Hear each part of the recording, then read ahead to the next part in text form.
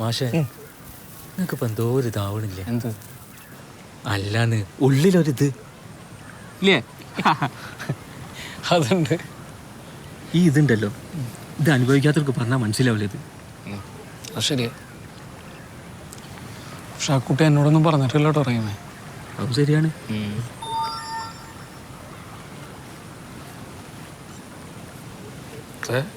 ആ കുട്ടിയുടെ മെസ്സേജാ. മെസ്സേജാ? ആ എന്താണ്?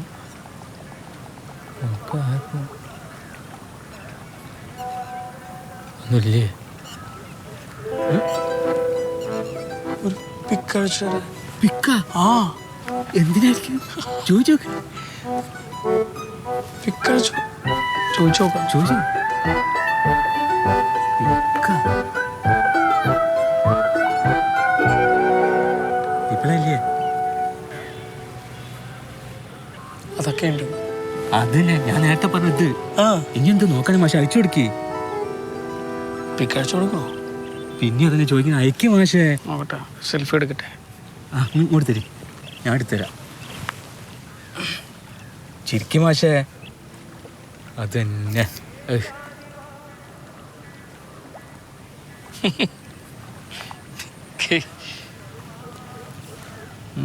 സന്തോഷമായല്ലോ. പക്ഷെ ഒരു മുസ്ലിം കുട്ടിയല്ലേ റഹീമേ. എൻ്റെ വീട്ടിലൊന്നും സമ്മതിക്കില്ല, അമ്മയൊക്കെ ആകെ പ്രശ്നം ഉണ്ടാക്കും. എൻ്റെ മാഷെ മനസ്സിലതുണ്ടെങ്കിൽ പിന്നെ ജാതി മതമൊക്കെ ഒരു ഇതാണോ? ആദ്യമൊക്കെ ഓല എതിർക്കും, പക്ഷെ നമ്മൾ വിട്ടുകൊടുക്കരുത്, നമ്മൾ ഉറച്ചു നിൽക്കണം. ഓല എതിർക്കട്ടെ മാഷേ. റഹീമിന് ഇപ്പം അങ്ങനെയൊക്കെ പറയാം. വലിയ ബുദ്ധിമുട്ടൊന്നും ഇല്ലാണ്ട് കല്യാണം കഴിഞ്ഞല്ലോ അല്ലേ? എൻ്റെ മാഷേ, അമീറൊക്കെ 4 ആങ്ങളമാരാ, അതും വലിയ ഗുൺഫു ടീം. ഓളൊരു നോക്ക് കാണാൻ പെട്ട പാടെ എനിക്കും പടച്ച റബ്ബിനെ അറിയുള്ളൂ.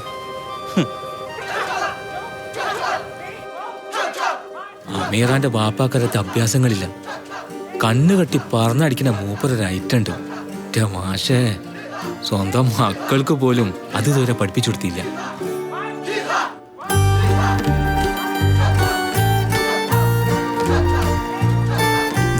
ആങ്ങളമാരും 2 ഫുട്ബോൾ ടീമിലുള്ള ശിഷ്യന്മാരുള്ള ആ വലിയ വീട്ടിൽ നിന്ന് ഒരു സുബൈക്ക് ശോളെ കയ്യും പിടിച്ച് ഞാനൊരു പാച്ചില് പാഞ്ഞു.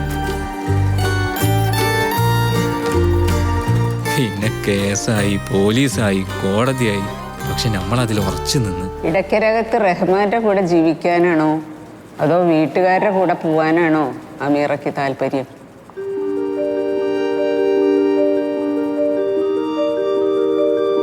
എല്ലാ എതിർപ്പുകളും നമ്മളെ മുന്നിൽ വന്ന് മുട്ടുകുത്തും.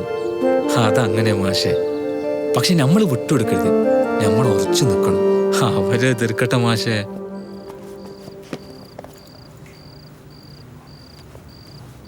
ഷീനി, ഇന്ന് നിന്റെ കൂടെ ഉണ്ടായിരുന്ന കുട്ടിയേതാ? എൻ്റെ സുഹൃത്താ. അവള് മുസ്ലിമാ? അതെ. നാണമില്ല നിനക്ക് കണ്ട കേട്ടൊക്കെ വീട്ടിലൊന്ന് പറയാൻ? ഒന്നുമില്ലെങ്കിൽ പ്രായത്തിന്റെ പക്വത കാണിച്ചുകൂടെ എനക്ക്? ആ, അതിന് അവനൊന്നും പറഞ്ഞിട്ടില്ല. എന്ത് പറഞ്ഞിട്ടില്ലാന്ന്? നിന്റെ കൂടെ ഒരു കുട്ടിയെ കണ്ടു, അത്രേ പറഞ്ഞിട്ടുള്ളൂ. ആ കണ്ടു. അതെന്റെ സുഹൃത്ത് മാത്രമല്ല, ഞാൻ സ്നേഹിക്കുന്ന കുട്ടിയാണ്. എനിക്കറിയാം നിങ്ങളൊക്കെ അതിനെ എതിർക്കുന്ന ആളുകളാണ്. അവൾക്കിഷ്ടാണോ നിന്നെ?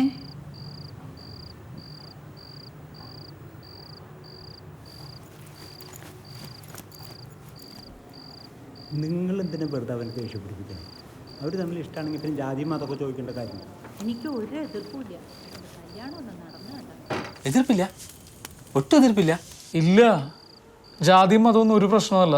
എങ്ങനെയെങ്കിലും എൻ്റെ കല്യാണം നടന്ന് കണ്ടാൽ മതി നമ്മ പറഞ്ഞു. അപ്പൊ സന്തോഷമല്ലോ മാഷേ, ഒക്കെ ആയില്ലേ? ആ കുട്ടി ഇതുവരെ ഒന്നും പറഞ്ഞിട്ടില്ല റഹീമേ.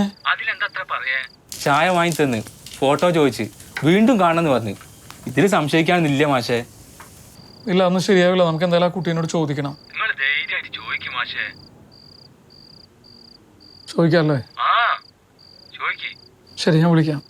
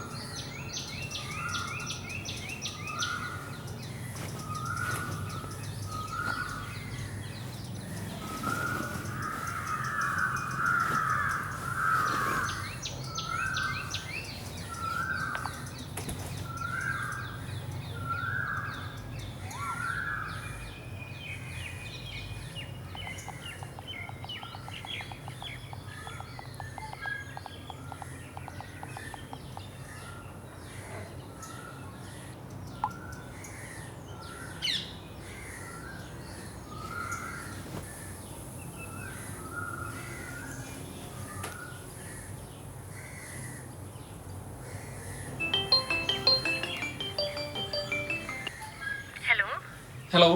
ഗുഡ് മോർണിംഗ് ആ മാഷേ. Good morning. മാഷേ, ഇന്ന് എനിക്ക് ഓഫീസിൽ കുറച്ച് തിരക്കുള്ള ദിവസമാണ്. ഇറങ്ങാനും കുറച്ച് വൈകും. അത്യാവശ്യമാണോ? അല്ല, കണ്ടിരുന്നെങ്കിൽ നന്നായിരുന്നു, അത്രേ ഉള്ളൂ. അതെ സഫിയ, ഞാൻ ഇന്ന് നിങ്ങളുടെ ഭാഗത്തേക്ക് വരുന്നുണ്ട് എൻ്റെ ഒരു സുഹൃത്തിനെ കാണാൻ വേണ്ടിയിട്ട്. അപ്പോൾ വേണമെങ്കിൽ ഞാൻ ഓഫീസിലേക്ക് വരാം. വരി മാഷേ. മാഷിക്ക് ബുദ്ധിമുട്ടായെങ്കിലും വിചാരിച്ച് ഞാൻ അങ്ങോട്ട് പറയാതിരുന്നതാ. ഞാൻ ലൊക്കേഷൻ വാട്സപ്പ് ചെയ്ത് തരാം. ഓ മതി മതി. ഓക്കെ ശരി. Thank U.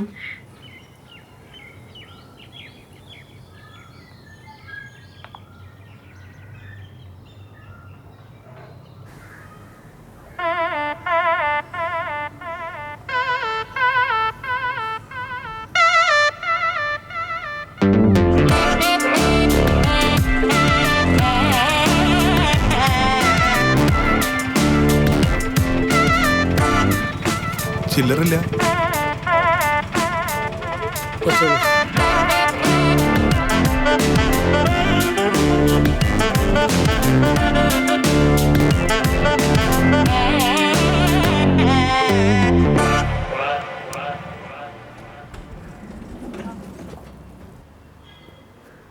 Sreenivasan sir. Hello sir. Safiya madam പറഞ്ഞിരുന്നു വരും. ഓഹോ. എന്തായാലും സാർ എടുത്ത തീരുമാനം പെർഫെക്റ്റ് ആണ്.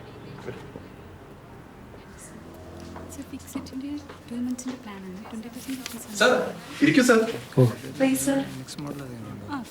സഫിയ മാഡം ഇപ്പോൾ വരും. Sir please it. Hello. Sir ഇത് ഓക്കെ അല്ലേ? ഇത് കുഴപ്പമില്ല. Okay okay. സർ ഇത് ഓക്കെ അല്ലേ? മാഷേ, സാറിന് ഓക്കെ ആണെങ്കിൽ വെൽക്കം. മുന്നോട്ട് പോകാം. ഇതാണ് നമ്മുടെ ഓഫീസ്. മാഷേ, വരും, നമുക്ക് അകത്തേക്ക് സംസാരിക്കാം. വരി. കാണിച്ചില്ലേ തൊട്ട് മുമ്പ്? മാഷെ കാണുന്ന ഓരോ മീറ്റിങ്ങിലും ഞാനിത് പറയണമെന്ന് വിചാരിക്കും. പക്ഷെ ഓരോ തവണ അത് കലങ്ങി. പക്ഷെ മാഷിനെ ആദ്യം കണ്ടപ്പോഴേ എൻ്റെ മനസ്സിലൊരു ഡിസൈൻ ഉണ്ടായിരുന്നേ. Please check this. എങ്ങനെയുണ്ട് മാഷേ?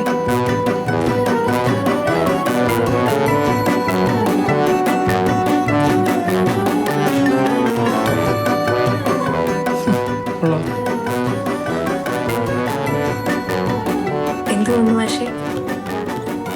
വിഗ് വയ്ക്കുന്നതിന് ആവശ്യമായ യാതൊരു കൗൺസിലും മാഷിന് ആവശ്യമില്ലെന്ന് എനിക്കറിയാം. You are strong.